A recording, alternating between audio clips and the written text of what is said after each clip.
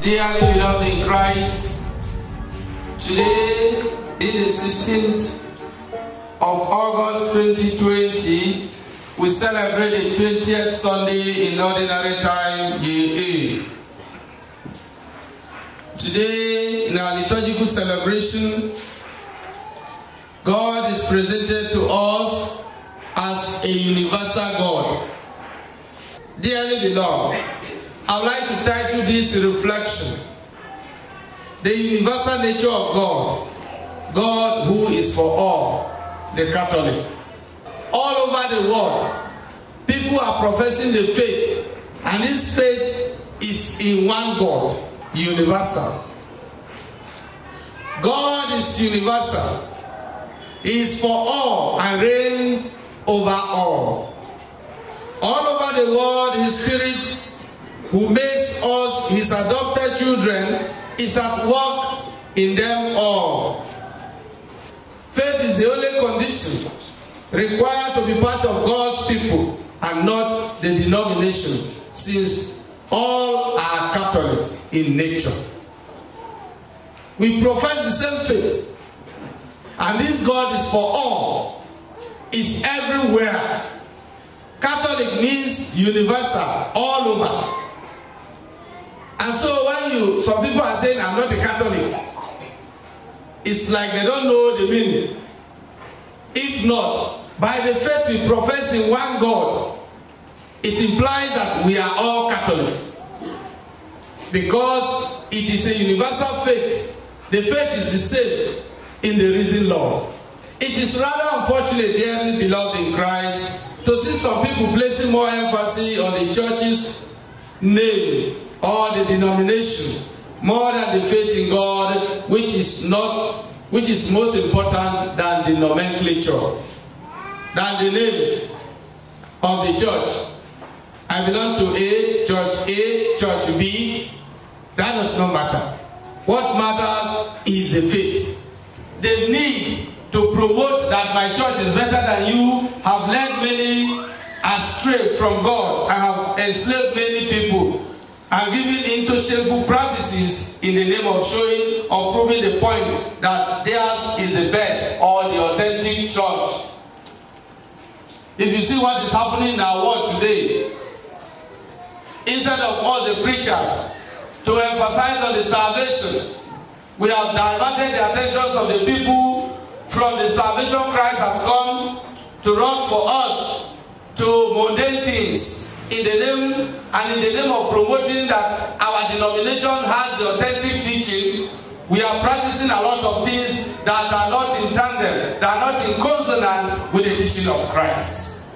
Today, the preachers of the word have diverted the attention of the people and their own to the things of the world more than the things of God. And today, instead of the believers to intensify their effort as strengthening their faith in the risen Lord, they continue promoting their churches and the practices of their churches, condemning the practice of another church as if theirs is the best. The emphasis and the reason why Christ came is not to promote the name of the church, but to make sure that all are saved. When people place emphasis on the name of the church more than the faith, it is an erroneous teaching. This is an erroneous conception of God, as if God belongs to them alone. When one thinks that outside of his or her church, God does not exist in any other place. And beside his or her knowledge of God, any other forms of worship of God or understanding of God that is not his own is baseless or of no significance. Dearly beloved, that is not correct. The Vatican Council, Second Vatican Council, have addressed this issue. And in the Eucharistic Prayer 4, it was clearly stated that all men who seek you from a sincere heart, those who take part in this offering, those who are dear to us, and all people who seek you from a sincere heart, God will accept them. By that, even to some extent in a loose sense of the word, the pagans. Who seek God, those we classify as pagans. Those who may not believe in our own worship, but seek God from a sincere heart. God is still for them. For example, there are Muslims who actually believe in the resurrection of Christ, but because of the condition they find themselves, because of their family background, they are not allowed to practice the faith, but their mind is for Christ. These two will be accepted by Christ. They call them as people of goodwill, those who seek God from a sincere heart. They too will be saved. God is everywhere. He is for all. He cannot be tamed or conditioned by the figment of human imagination. How you condition God to be is not how God is. God is above your brain. It's above my brain. Any man, any woman, of every race, every color, every nationality, tribe or tongue, who has the faith in Him and believe in Him is acceptable to Him. That is why St. Peter said in the Acts of the Apostles, now I know that God has no favorite, and those who believe in Him will be accepted. In the history of Israelites, they believed that other nations apart from them are doomed. This was because they were the privileged ones whom God has chosen and revealed His plan of salvation for the world to them first, before the other nations. But that does not mean that other people, the Gentiles, are not children of God. God chose the people of Israel, manifesting Himself to them, the plan, and revealing to them the plan of salvation of the world. Because of that privileged position, they consider themselves as the only chosen people of God, that outside of Israel, there is no salvation elsewhere. That was the understanding of the Catholic, of the people we call Catholic Church now, prior to the Vatican I Council and down to the Vatican I. If you are outside of the Catholic, there is no salvation for you. But after the Vatican II Council, the understanding now is that all men and women of good will who seek God from a sincere heart, whose faith are known to God alone, can be saved. They can be saved. And so that understanding of that, if it is not here, there is no salvation. If you don't belong to this denomination, there is no salvation for you. If you are not speaking in tongues, there is no salvation for you. If you are not seeing vision, there is no salvation for you. No, God cannot be conditioned by the figment of human imagination. God is bigger than the understanding of man. God through prophet Isaiah said that any foreigner who joins himself or herself to the Lord and doing the right thing before Him, He will bring them to His holy mountain. That not only the Israelites that will be brought to the holy mountain, even the foreigners who join themselves and do the right thing before God will be accepted. Prior to the time the Israelites went into Egypt, the understanding was that God is for them alone. But after the departure, after they have been exposed to other cultures, this understanding gradually coming up, especially after the return from the exile, that indeed there are other people in the other nations that actually does the right thing, and these two will be saved. The people of Israel were obedient to God, but the Gentiles were in disobedience. In the course of this obedience of the Israelites, God showed Himself to them. Now that they failed to accept Christ as the Savior of the world, one could term them as being in disobedience, so to say. But that does not mean that God has revoked His choice, that they are no longer His children. No. When they were in obedience, God showed mercy to us, the Gentiles. Now that we have accepted Christ and we consider them to be stubborn, the mercy of God is still available to them. None of us is exempted from this plan of God. Unfortunately, in Nigeria, the proliferation of churches is even becoming alarming. Every day you see somebody coming up. The Lord said to me, where I belong, I will not make salvation. I should form my church. Abracadabra International Church.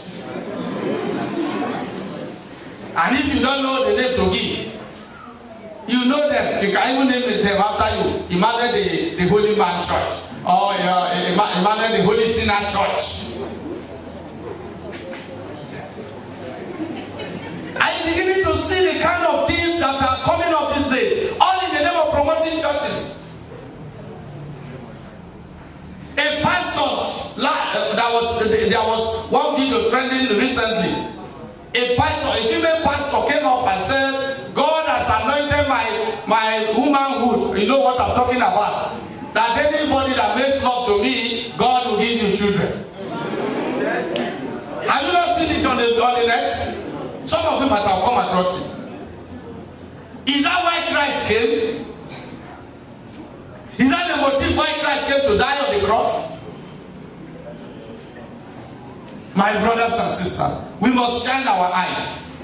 Why is the attention being drifted from the purpose of why Christ came to the mundane things? Things that are irrelevant. We know that magicians have entered the church, performing all wonders and miracles. But the purpose of Christ coming was not to perform miracles, but to let people back from slavery to sin to God. And that is only guaranteed through faith in the resurrection of Christ. Why are we being enslaved in this kind of understanding about God? You see people killing themselves, fighting themselves, that my church is the best. That is just see my daddy, mommy, they call them daddy and mommy, putting their pictures. Some people even have their pictures on their neck. When I came here newly, there was one prophet around this place, you know the person. He used to wear the scapula of that person. And they used to bring it to me for blessing. I said, no, the emphasis is not on this man, but on who? Christ. Even if Christ used me today to manifest his glory, the emphasis is not on me, but Christ. Even if he used you, the emphasis shouldn't be on you, but Christ. Why are we, the leaders in the faith, are misleading the people? Even we know the right thing. That all that Christ wants is the faith and nothing more. We are deceiving the people in order to keep the people with ourselves. We don't need to. Because if what you are doing is of God, God will keep these people. He will keep them to listen to you. In the name of promoting our church, to make it viable or to make it acceptable, people have been allegedly said to have gone to another places to source for power. And because of promoting our church, that our church is the best, we the leaders of people are involved in a lot of scandals these days. When the scandal of Magu, the EFCC chairman, comes to show, it was traced to the church. That miraculously, a bank coming out to say now that they mistakenly transfer how many million? You know it. 500 and something million or thereabout to his account for how many years, and they never discover. Now that they are doing the investigation, bank say no, na mistake, we transfer the thing. Whose account? A pastor. In order to promote the church, that I am the powerful prophet, I am this, in order to shift the attention to us instead of the Christ. That is what is happening. During good luck, private jets they were using to float, laundering the money of Obodo, they were pastors. In order to belong, in order to make our denomination popular. People have gone extra mile to do dubious things. But that is not why Christ came. Salvation is open to all. Anybody from any denomination, from any part of the world, provided does the will of God. And that is what is acknowledged in the Second Vatican Council. All men and women of goodwill who seek God from a sincere heart will be acceptable to Him. Your church is not what matters, because the understanding of Catholic means universal. People that have the same faith all over the world. That is the meaning of Catholic. And that is the nature of God. So when you say, I am not a Catholic member, it's error. Any church you belong, you are a Catholic. Just that you are a Catholic in disobedience. Catholic in disobedience. You just call yourself not being a Catholic. But how can you not be a Catholic since you believe in Jesus? You believe in Jesus, that means you are Catholic. Universal. Catholic means people of the same faith that are all over the world. That is the meaning of Catholic. People of the same faith that are all over the world, that believes in Jesus Christ. Catholic, Catholica.